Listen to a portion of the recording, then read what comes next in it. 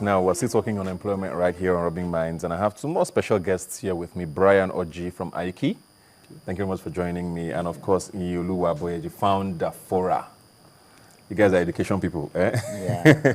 well, let's go back with what I had, some discussions I had with the last set of guests, and the National Immigration Service and all of the controversies that came with it. And the issue of responsibility is very important to me because nobody seems to be saying anything about that. People seem to have blamed the victims conveniently and moved on. Where do we go from here? If you look at the NIS scheme, there's a lot of things to be sad about. You're thinking, what combination of experiences made a consultant say this is the way to run a recruitment scheme in 2014? You're also thinking, what made somebody think this is the way I'm going to go ahead and get a job? All right, so there's so many questions that come up when you consider it. And it just goes to say that the general level of awareness on education, on what people know about becoming employable or getting a job is very low in our country. Yeah. I mean, if we knew a lot about employability, you know that, hey, number one, I'm going there to sell myself as a value-adding individual to a system. Can this procedure actually get that kind of a person? So am I really going there to waste my time? I'm just going there because I think there's a quick fix or this is something I can do. People don't really know what to do in terms of how to go and get a job. Yeah. And so when an option like this comes up, they take it. That's not because they like it, but because they don't see any other thing that they could have done better. Yeah, It's a very important point, and the last guest actually mentioned it, you know. I'm not even talking about people who died now, but people who went for the interview. Yeah. Was there were there enough red flags, as it were, to have told them that this was a disaster waiting to happen?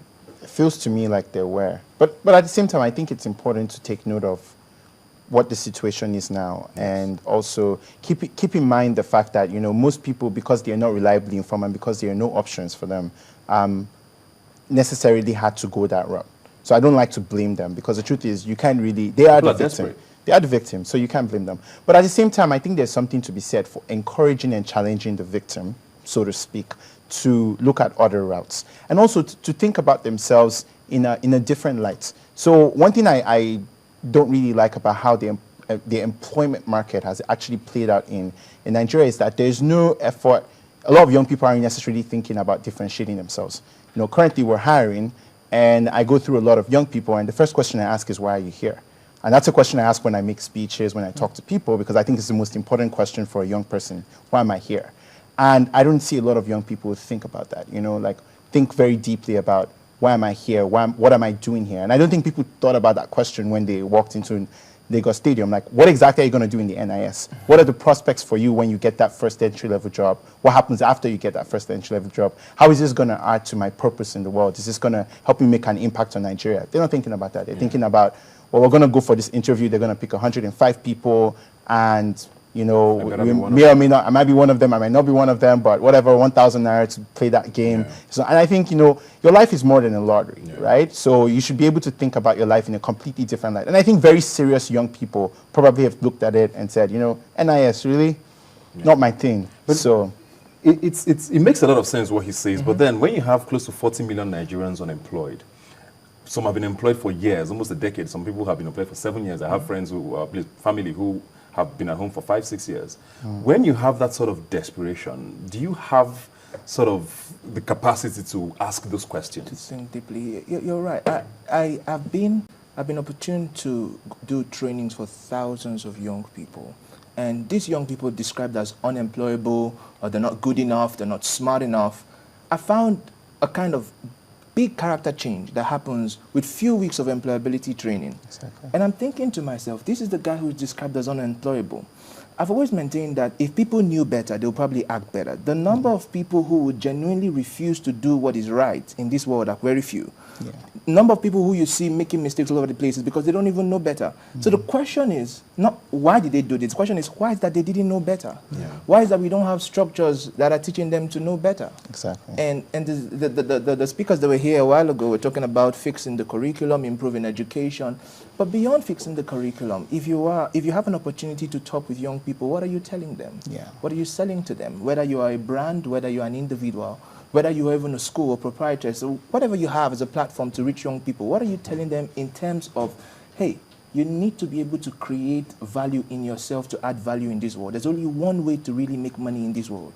is to exchange value for something else. Yeah. Now, if you're living in a non-merit-based economy, you can only cut corners for so long.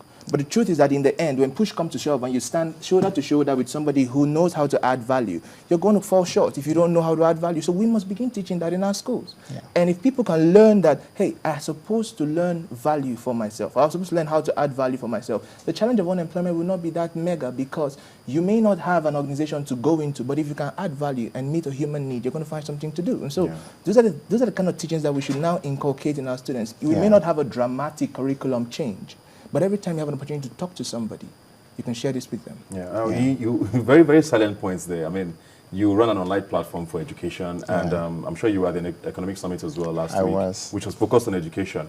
And some of the topics talk like this actually came up where people said there's too much focus on school curriculum as against like values and how to live life generally and what to expect in life. How to think. What are we doing wrong, and how can we fix these things on the medium term at least? I think, it's a lot of the issues around employment, and I say this not with a sense of like smog or anything, but they're actually cultural. So basically, I'm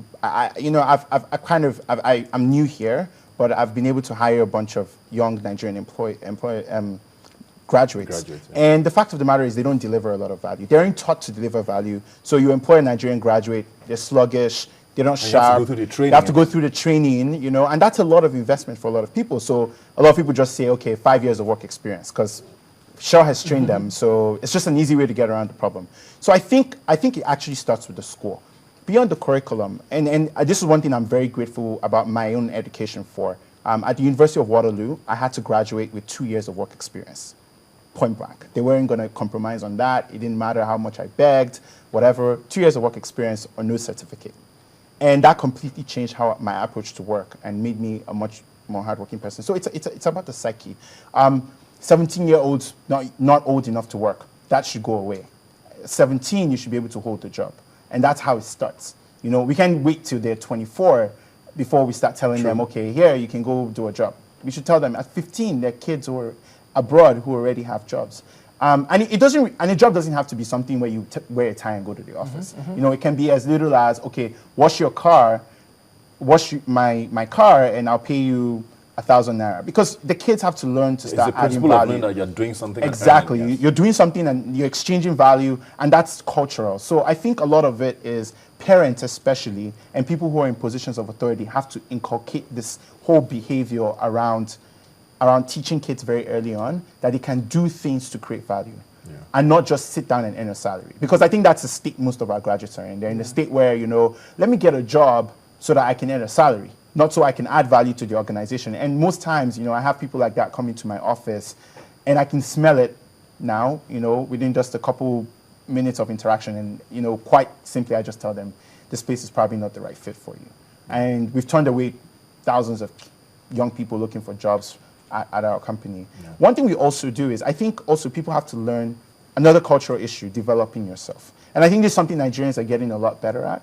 And this is one challenge where we're helping them with at Fora. So essentially, one of the things we do at Fora, or a lot of what we focus on at Fora, is how can we give young professionals that are in Nigeria the same qualifications as expatriates and repatriates who are pouring into Nigeria and competing with them for the same high quality, stable, high paying jobs. Because we need to be able to build that local capacity so that people have both the local experience and the global exposure to create value for Nigeria.